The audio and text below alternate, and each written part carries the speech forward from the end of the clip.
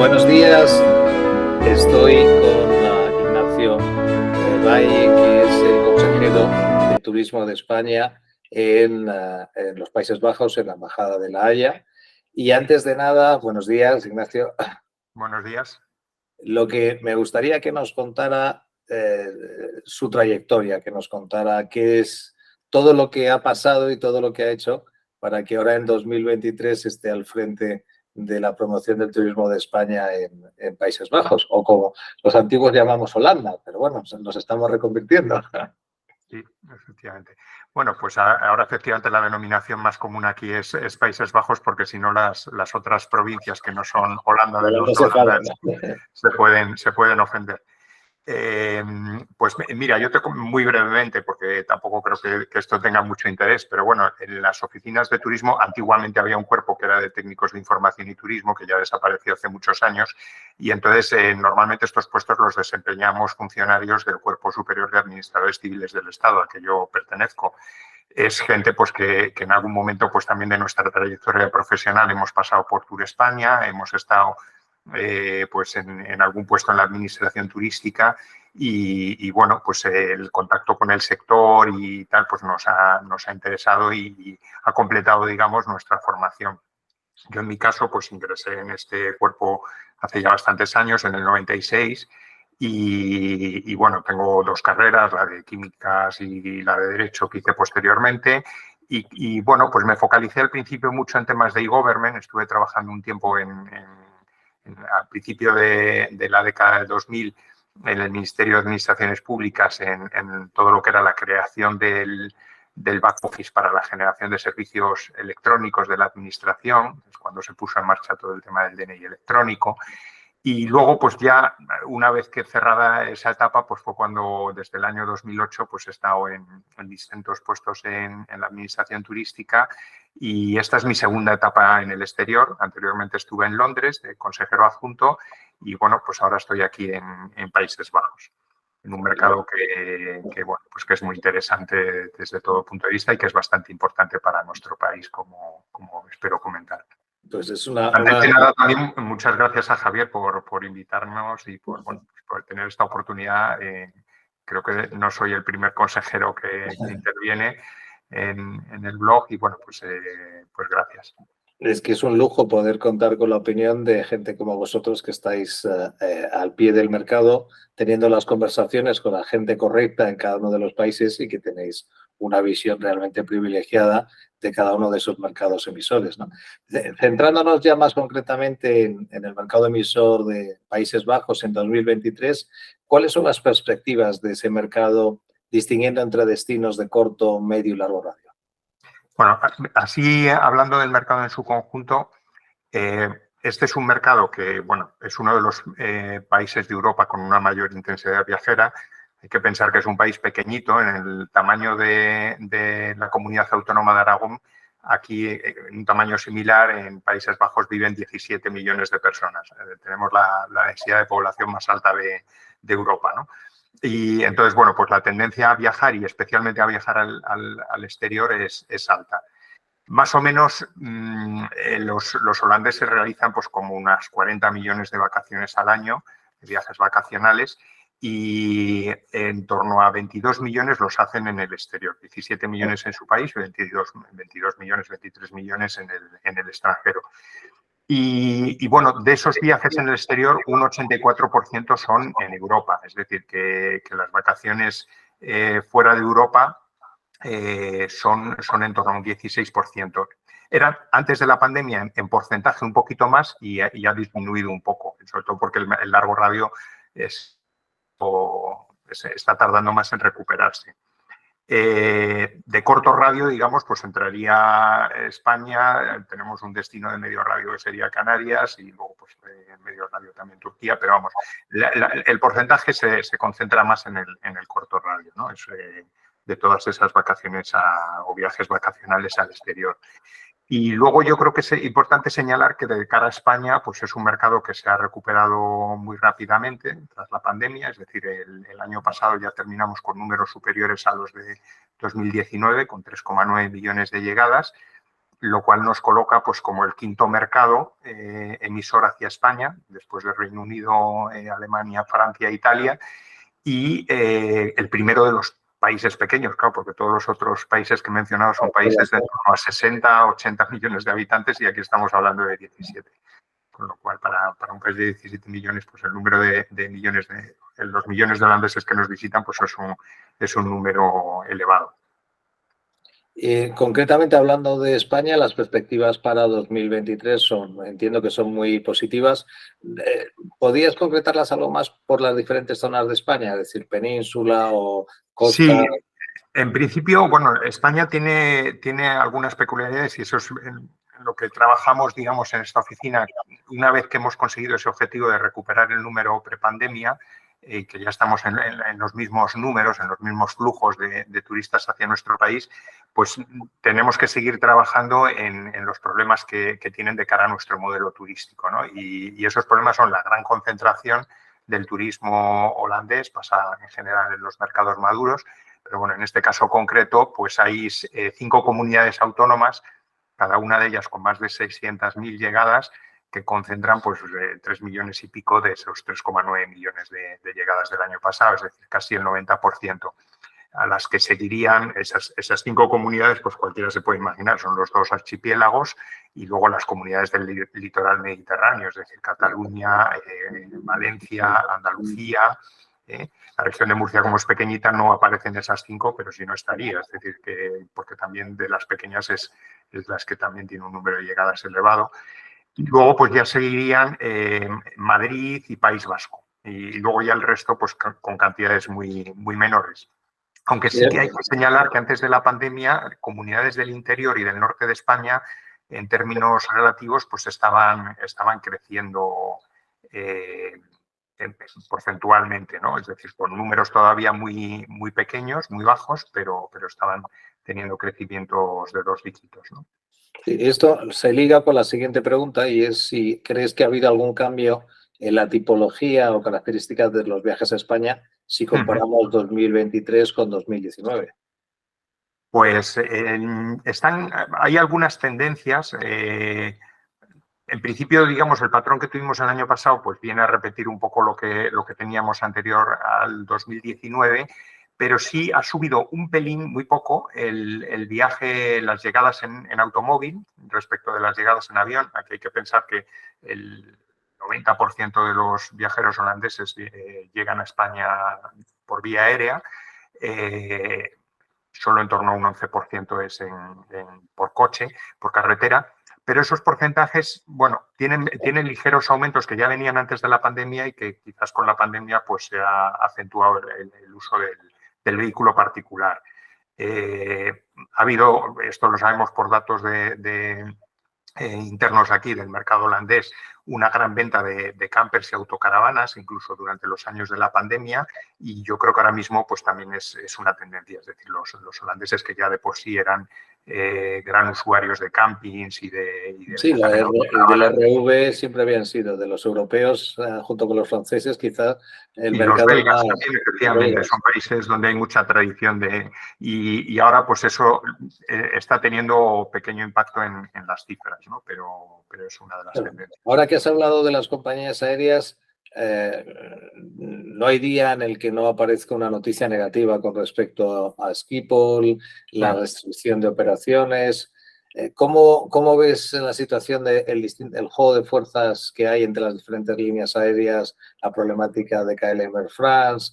En general, ¿cuál es tu visión de la situación del transporte aéreo en Ámsterdam? Porque, claro, para un mercado emisor es fundamental tener Fundamental capacidad la de... conectividad, claro. Bueno, una cosa que el año pasado, pues lógicamente ayudó a conseguir estas cifras es que la conectividad se recuperó muy rápido. O sea, nosotros ahora mismo pues tenemos 5 aeropuertos en Países Bajos, vamos, los 5 principales, conectados con 19 aeropuertos españoles, con frecuencias, no todas son diarias, pero casi. En algún caso son 2, 3 veces por semana.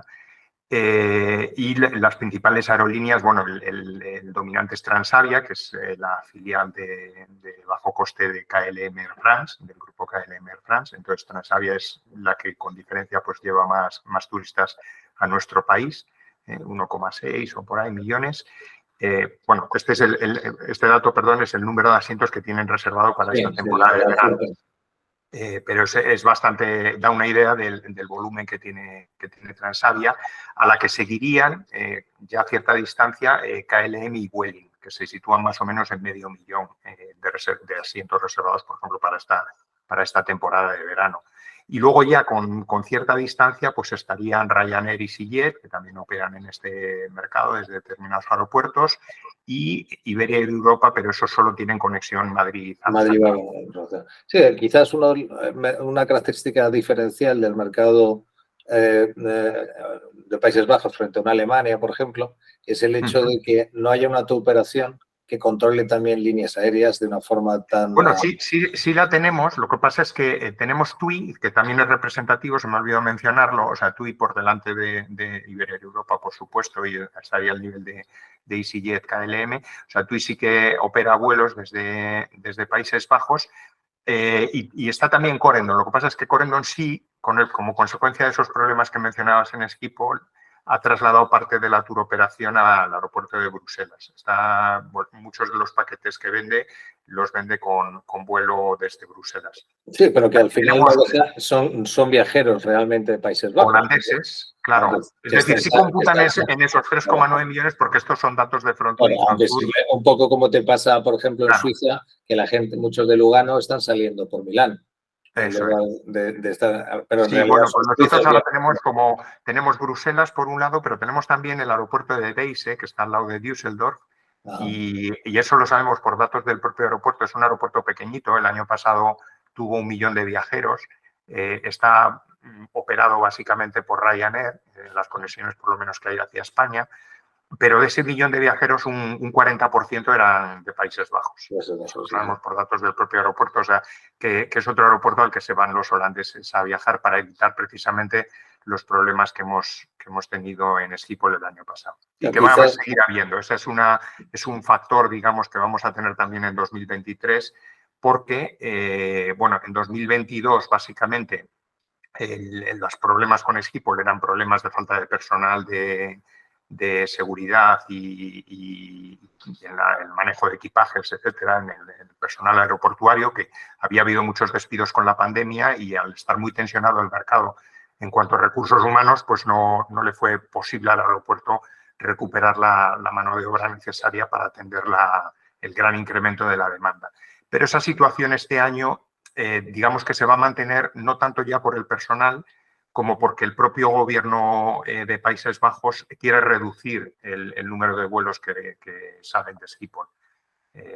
Sí, leemos las declaraciones aberrantes del ministro de Transportes poniendo básicamente para combatir la contaminación, en lugar de establecer un sistema de medición de los niveles de contaminación y a partir de ahí tomar la decisión de quién puede... Efectivamente, aquí el sector, tanto turoperadores como aerolíneas, pues tienen un conflicto, digamos, con el gobierno en ese sentido, incluso algunas demandas que se han judicializado, porque ellos consideran que incluso para hacer las inversiones que necesitan para mejorar la flota y bajar las emisiones, etcétera, lo que no puede haber es un recorte es decir, se está invirtiendo en combustibles que contaminan mucho menos, en aviones que contaminan menos, que evidentemente te van a permitir tener más operaciones con menor nivel de contaminación, pero eso necesitas ingresos para poderlos pagar. Efectivamente, esas es un poco las demandas del sector van en esa línea y bueno, pero hoy por hoy la realidad que tenemos es que ya, por ejemplo, para el mes de mayo a Transavia le ha pedido el aeropuerto de Schiphol una reducción bastante considerable del número de vuelos. Entonces, ese es un factor con el que vamos a tener que jugar. A mí, desde el punto de vista de las llegadas a España en su conjunto, hablando de grandes números, no me preocupa excesivamente porque he visto lo que pasó el año pasado y al final el mercado se organiza, es decir, la gente se va a otros aeropuertos o terminan volando de otra manera o tienes más llegadas por automóvil, pero al final el mercado se reorganiza, pero sí es verdad que siendo el aeropuerto de Schiphol el aeropuerto más importante y de mayor volumen, pues es un factor a tener en cuenta. Sí, aunque como tú bien dices, probablemente el impacto más grande que va a tener va a ser para el concepto de Schiphol como hub en estrella, en doble estrella. Es decir, al final muchas operaciones en las que el aeropuerto servía simplemente para conexión de vuelos de largo radio de KLM, de Air France, pues se va a penalizar, está claro. Claro. Ahí a ver, tenemos una ventaja, o sea, una oportunidad potencial de aprovechar Madrid y más con la conexión o sea, con la integración de Iberia en Europa. Es decir, al final, sí, eso sí que hay una oportunidad que si se sabe manejar se puede desplazar. Porque mucha gente no lo tiene presente, tú lo sabes muy bien. Ámsterdam sigue siendo un hub muy importante para volar de Europa a Latinoamérica. Sí, sí, totalmente. Es sorprendente, pero es así. Es decir, tiene una cifra de negocio realmente importante como hub a Latinoamérica. Bueno, pues si ellos mismos están disparando al pie y están eliminando la posibilidad de operaciones, pues habrá que llevárselas a Madrid. Estaremos encantados de aceptarlas. Así es. No nos va a parecer hay que ver las cosas en su conjunto. Claro, y como tú bien decías, para lo que son vuelos más vacacionales, que son los que realmente nos interesan a España como destino turístico, pues puedes tener más vuelos pares o de directos desde otros aeropuertos, ¿no? Yo no conocía el dato que has dado del aeropuerto este. ¿Cómo se llama? Weisse Düsseldorf. Ese es un aeropuerto pequeñito que está cercano a Düsseldorf, pero casi en la frontera con Holanda. No de hecho, yo creo que está más cerca de Nimega, que es una ciudad holandesa, que de Düsseldorf. O sea, está... Bueno, mira, la gente se busca siempre las oportunidades para viajar, sí. Eso está claro. Has hablado un poco de la situación de la turoperación, etcétera, pero sí me gustaría conocer tu visión de cómo está equilibrado o no en la distribución, tanto directa, indirecta y online y offline, ¿no? Es decir, sí. Aquí más o menos es 50%, 50% en el mercado en su conjunto. Digamos, de la gente que va con viajes intermediarios. Yo creo que en el caso de España más o menos responde también a ese parámetro. Quizás un poco menos de turoperación porque España al ser un poco más turismo independiente, ¿no? Entonces hay gente que ya tiene casa o que viaja por su cuenta, ¿no? Y en cuanto al online, está subiendo mucho, es decir, bueno, ahora prácticamente es decir, de esa intermediación a la gente tradicional de ladrillo, digamos, pues, cada vez es menor porque, bueno, aquí había un operador que de hecho quebró, que era T-Ryzen, fue luego adquirido y ahora está operando con PriceFry, lo compró, digamos, precisamente una OTA, PriceFry, que es online, pero compró esa red de tiendas, pero con una reducción muy grande del número, es decir, que antes tenían pues varios cientos y ahora ya creo que quedan 70 o 70 y tantas agencias a pie de calle abiertas. Y luego algún tour operador como TUI pues mantiene también alguna red de agencias a pie de calle, pero que ya son un poco como concept store, ¿no? O sea, un sitio donde te vas a inspirar y puedes comprar algún viaje. O sea, que prácticamente yo diría que tanto el viajero independiente hace sus reservas, lógicamente, online, del hotel, del vuelo, etcétera, como el viajero que va a través de intermediación, pues también lo hace online. O sea, el mundo online es el que pues copa prácticamente toda la reserva de vacaciones. Con el matiz, además, diferencial a países como España o Francia, en el que también el tour operador puede vender directo y lo suele hacer online. No necesita la agencia de viajes intermediando su venta, ¿no? Y eso es, o sea, tienen la venta a través de su propia web, su canal online, o tienen Telefónica, o tienen luego esa red de tiendas, pero que ya hoy en día para ellos es más el interés de mantener una presencia, es más publicitario, es más inspiracional, de gente que le gusta ir y ver folletos, informarse, o que va a reservar un viaje, digamos, pues que ya con un cierto importe, pues, y entonces pues quieren ir a un sitio físico, ¿no? Pero es mantener una cierta presencia porque el volumen principal ya se mueve en el online. Vale. Mira, vamos a hablar algo de innovación que está muy vinculada a Países Bajos. Evidentemente no ha sido una excepción el encontrar startups dedicadas a turismo en Países Bajos. ¿Cuál crees que es la razón? Bueno, primero lo que tú comentas, es decir, que ya de por sí es un país que tiene un buen ecosistema para startups. Aquí yo creo que el hecho de que, bueno, por un lado Ámsterdam es una ciudad muy dinámica, que atrae también mucho talento y tienen buenas universidades. Bueno, todo eso genera un entorno, junto con el tema fiscal, pues bueno, favorable para las startups. Al ser también un país que es un mercado emisor turístico pues muy importante, lógicamente las startups en el mundo del turismo pues tienen, digamos, pues también el viento a favor, porque ya cuentan, digamos, con el propio mercado en el que se van a desarrollar o donde van a empezar a operar, pues existe demanda, ¿no? Con lo cual, luego a la hora de crecer, pues eso facilita, ¿no? Bueno, aquí la más conocida, que fue startup en su día, ya no lo es, ya es una gran empresa, es Booking, que tiene su sede en Ámsterdam, pero luego hay otras muchas que han crecido, digamos, o que están surgiendo en los últimos años y bueno, pues que pues todas incorporan siempre pues algún concepto de innovación, etcétera, y que bueno, pues se encuentran en Países Bajos pues un sitio donde es fácil, ¿no? El hacer y el crecer, ¿no? Volviendo a los viajes que están haciendo, que van a hacer en el 23 los ciudadanos de Países Bajos, ¿ves algunas diferencias con respecto?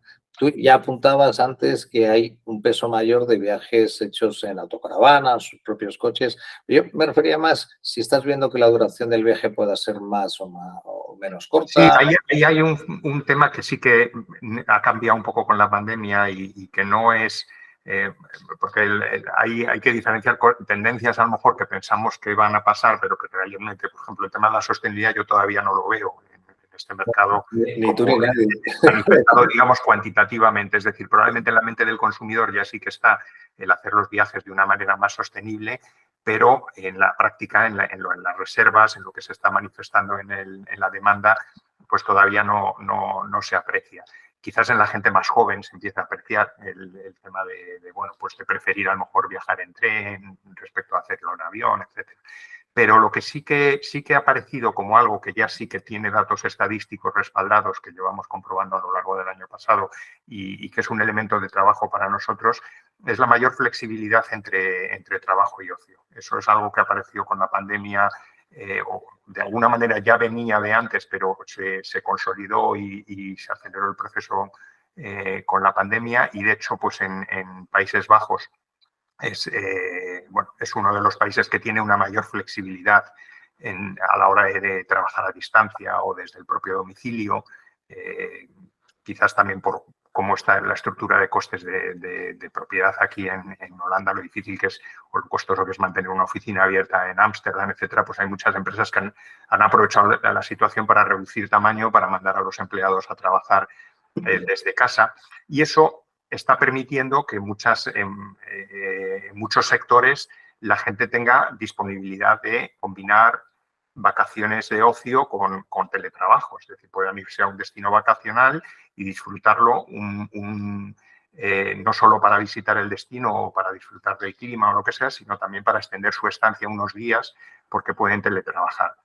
Hemos hecho varias campañas que nos han funcionado muy bien en ese sentido y bueno, pues el año pasado pues en una encuesta sobre City Trips pues pedimos a la casa que hacía la encuesta que preguntase concretamente sobre este tema y nos salían datos muy, muy favorables, con lo cual bueno, pues sospechamos que es algo que es una tendencia ya asentada en este mercado. Claro, sí, pues es interesante lo que apuntas, es decir, hay que mirar las tendencias no de forma generalista, sino concretas y con datos, ¿no? Es decir, en un tejido empresarial tan peculiar de un país como es Países Bajos, etcétera, pues puedes tener sentido el teletrabajo con la locura del real estate en ciudades como Ámsterdam, en la que es más fácil que te toque la lotería que conseguir comprar un buen piso a un precio razonable, ¿no? Eso es, sí. Entonces, bueno, pero claro, de ahí extrapolarlo, como quieren hacer algunos, el concepto del nómada digital, pues claro, es un doble salto mortal con tirabuzón, ¿no? Claro, no, por eso nosotros estamos intentando ser muy realistas en nuestras campañas. Yo distingo, o sea, nómada digital, esa persona que se va a vivir a otra localización, meses, etcétera, es otra cosa distinta a lo que aquí estamos analizando. Aquí estamos analizando la posibilidad que tiene ahora la gente de, aparte de la vacación principal, que todo el mundo va a seguir tomando normalmente pues en los meses de verano, etcétera, pues hacer escapadas a lo largo del año.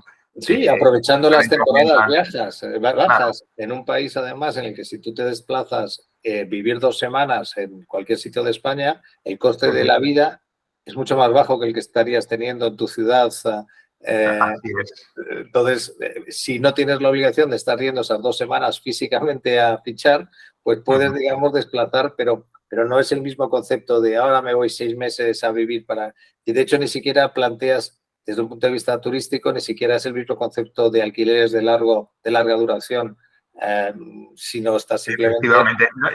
Únicamente sí que hay un cierto nomadismo, pero no digital, diría yo, que es el del senior, que ese sí se Claro, está sí, pero produciendo este invierno por siempre, los precios lógico. elevados de la energía que estaban disparados aquí. Aquí hay mucha gente que tiene una vivienda particular, individual, por la que tiene que pagar facturas de más de 1.000 euros al mes y donde dice, bueno, cierro la casa y me voy a un destino vacacional y puedo disfrutar de Claro, y estoy mejor clima, completamente. gente que no tiene obligaciones laborales. O sea, ese nomadismo senior, ese sí que existe en Sí, Países sí, Bajos. y además con la ventaja, porque ha habido efectos negativos, lógicamente, en Reino Unido desde su salida de la Unión Europea, que les ha dejado en una situación jurídica algo más compleja, pero evidentemente en países como Países Bajos, que da lo mismo que viva en un sitio que viva en otro, tiene cobertura directa seguridad social, pero claro, eso es una de las problemáticas que ahora Es se una de encuentran las, los efectivamente. británicos, que ahora hay que hacer convenio bilateral para poder acceder a la sanidad en España, que no. Esas son las cosas que ahora se dan cuenta después de su decisión. Ah, tú has estado en Reino Unido, El conoces Reino el Unido, tema fíjate, de primera mano, ¿no? Es decir, todavía se están arrepintiendo de ese tema, ¿no? Mira, hablando precisamente de estancias más amplias, que esas en muchos casos no solo se realizan en hoteles, sino te lleva al otro tema que es el vacation rental, ¿no?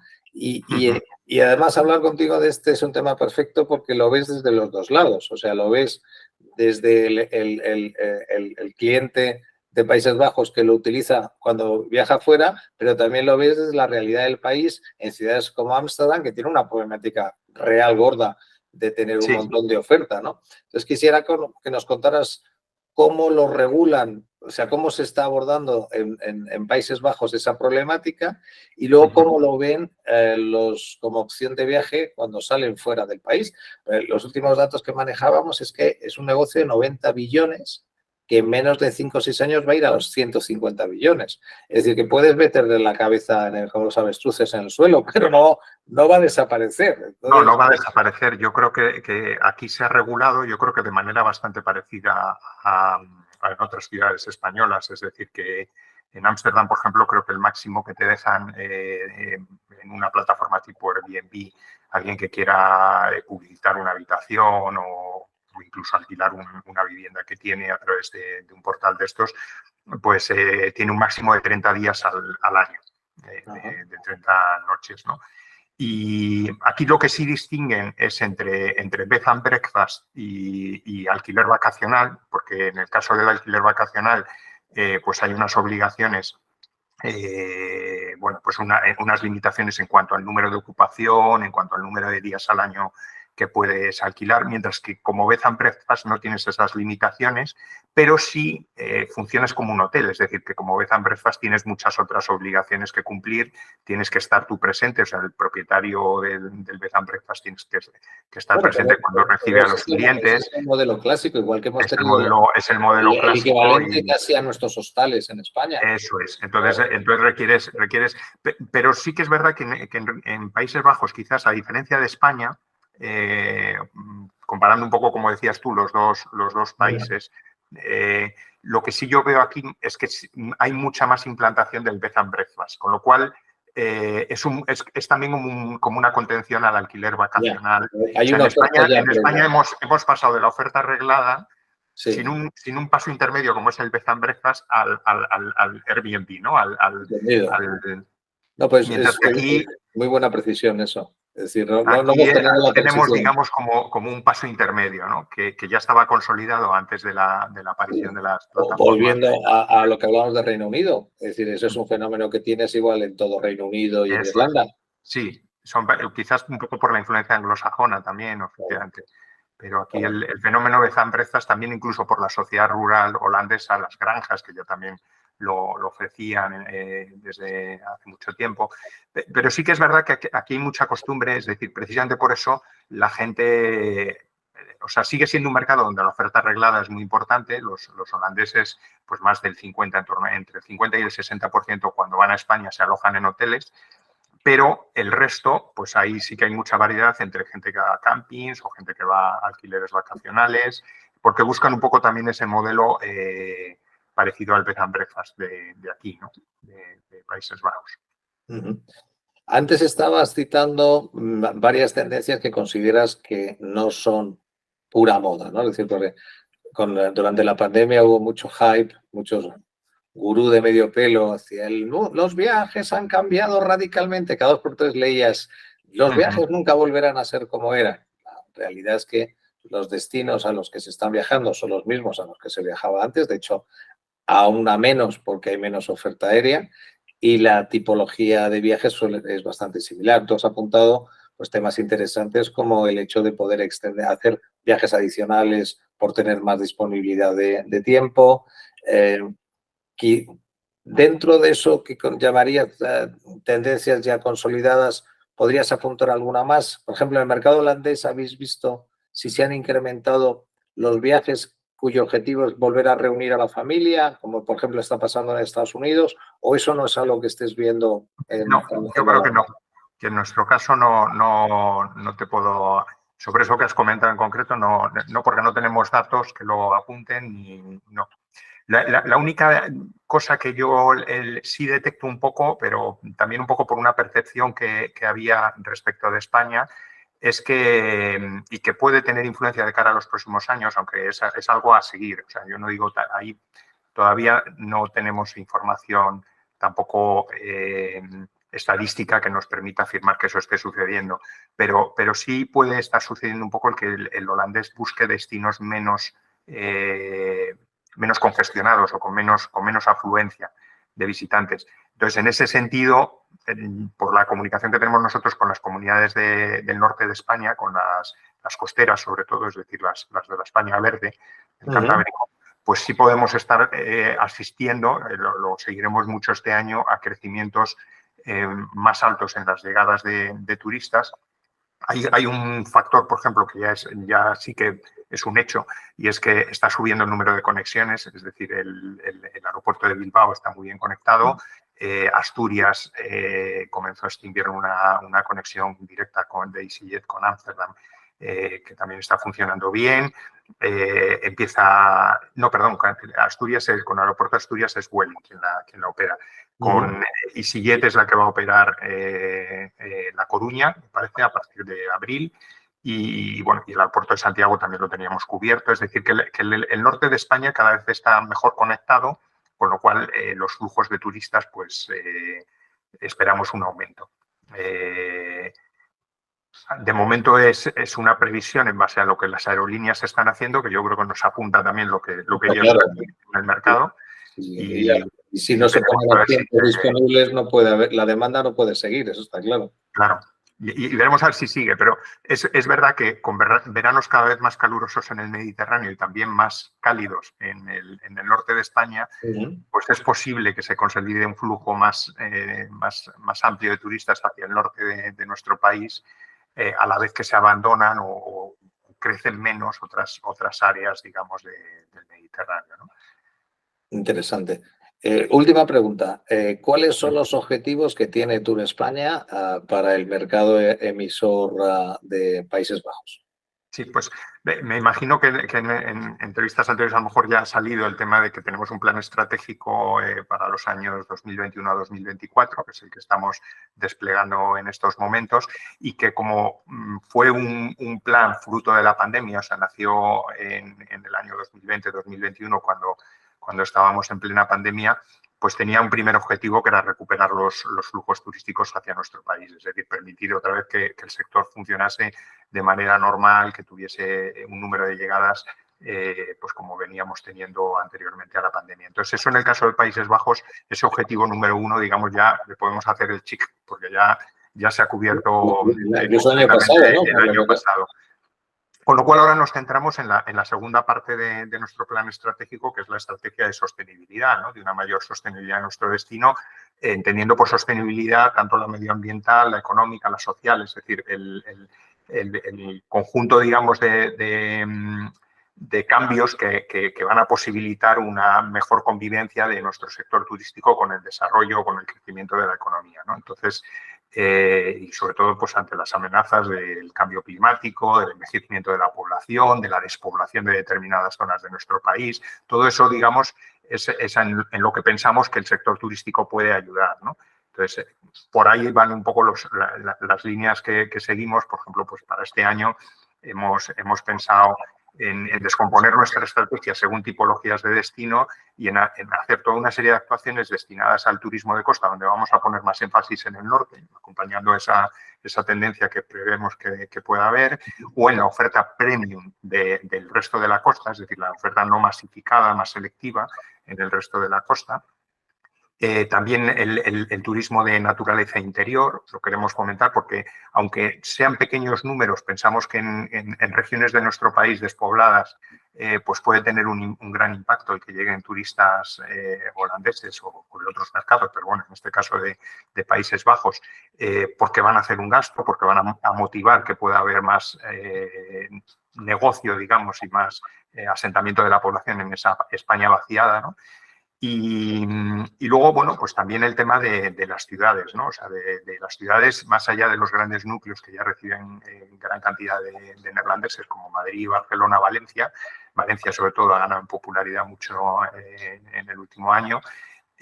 Bueno, pues vamos a intentar que también unas ciudades de segundo nivel que también están bien posicionadas, Málaga, Sevilla, por supuesto, Bilbao, y luego muchas otras de las ciudades que tenemos de más de 200.000 habitantes que tienen oferta cultural y que también pues, son visitables, además con esa tendencia también a poder hacer escapadas durante el año, pues vamos a ver si incentivamos ese turismo. Con lo cual, bueno, hemos hecho esa tipología, hemos descompuesto en función de esa tipología nuestras actividades y vamos a ver si con eso conseguimos esos objetivos que ayuden a mejorar la sostenibilidad de nuestro sector, ¿no?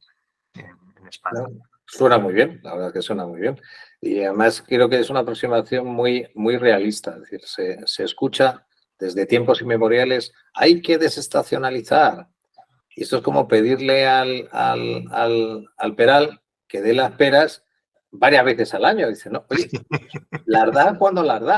Pero bueno, como afortunadamente en el huerto podemos poner, además de perales, manzanos, ciruelos, etcétera, coño, pues voy a ver si consigo tener fruta todo el tiempo. Entonces, como España, como tú bien dices, es multidestino, pues voy a intentar potenciar para que vayan viajeros a otros destinos. Oye, que no consigo que sea en distintas fechas, bueno, pero por lo menos estoy llevando a otros destinos y estoy consiguiendo que haya no más saturación en los que ya tengo, sino que estén en otros, ¿no? Es decir, me parece una estrategia mucho más viable y mucho más razonable porque los colegios son cuando son, los niños van al colegio cuando van al colegio y vas a trabajar cuando vas a trabajar y hace frío cuando hace frío. Es decir, por mucho que tú te empeñes, en el mes de enero en Mallorca, pues no está para ir en bañador, aunque sea sueco. Efectivamente, así es, hay que ser muy realistas. Claro, entonces a mí me encanta esa estrategia de Tour España diciendo, oye, tenemos un potencial. Somos, si no me equivoco, el segundo país del mundo en patrimonio artístico. Es decir, bueno, pues vamos a aprovechar y vamos a hacerlo conocer, ¿no? Pues Ignacio, muchísimas gracias por tu explicación. Nos has dado una visión realmente matizada y profunda del mercado emisor de Países Bajos, que, como tú bien dices, es espectacular lo que pesa con el tamaño que tiene. Es decir, yo creo que ellos, pues, o sea, Países Bajos y Suiza son dos casi casos únicos, ¿no? Es decir, pequeñitos y sin embargo con una vocación. Yo te añadiría también Irlanda, por mi compañero Rubén, que también es un país de 5 millones, donde 2,5 millones vienen a España todos los años. Sí, también es muy llamativo. Si el 50% de los irlandeses nos visitan una vez al año. Claro, quizás ahí también, bueno, te lo marca todo, son países que a su vez tienen compañías aéreas potentísimas. Sí, es decir, que al final un Ryanair haya nacido en Irlanda no es una casualidad, o que un KLM haya nacido en Holanda, pues tampoco es una casualidad, ¿no? Es decir, al final todo te lleva arrastrando y sin embargo países turísticos importantes como puede ser un Grecia, pues nunca ha llegado a tener una compañía aérea, por poner un ejemplo y sin tener nada en contra de Grecia, pero no ha pegado ese salto, ¿no? Y estás viendo, tú, que es una visión global de Europa, lo importante cómo la Europa del Este ha empezado a incorporarse al ámbito turístico en cuanto ha empezado a haber grandes operadoras aéreas también de bajo coste como Wizz Air, etcétera, que han empezado a alimentar toda la conectividad, ¿no? Entonces, sí, así es. La conectividad es... lo es todo, es decir, Lo es todo. Pues muchísimas gracias de nuevo, Ignacio. Ya te aprovecharemos para liarte y pedirte que nos vayas actualizando como mínimo cada año la evolución del mercado. Y bueno, pues tenemos la tranquilidad como españolitos de saber que con gente tan valiosa como tú al frente de nuestros intereses turísticos, pues nos van a ir bien las cosas a España como destino. Pues lo haré Muchísimas gracias, encantado Ignacio. y muchas gracias por tus palabras, Javier, y por la invitación. Mira. TravelThink is a non-profit initiative launched and managed by Dr. Javier González Soria in 2006, focused on new trends, innovation, and startups in the travel tech space. Thousands of professionals receive the TravelThink news, where travel top leaders and entrepreneurs share their insights and reflections.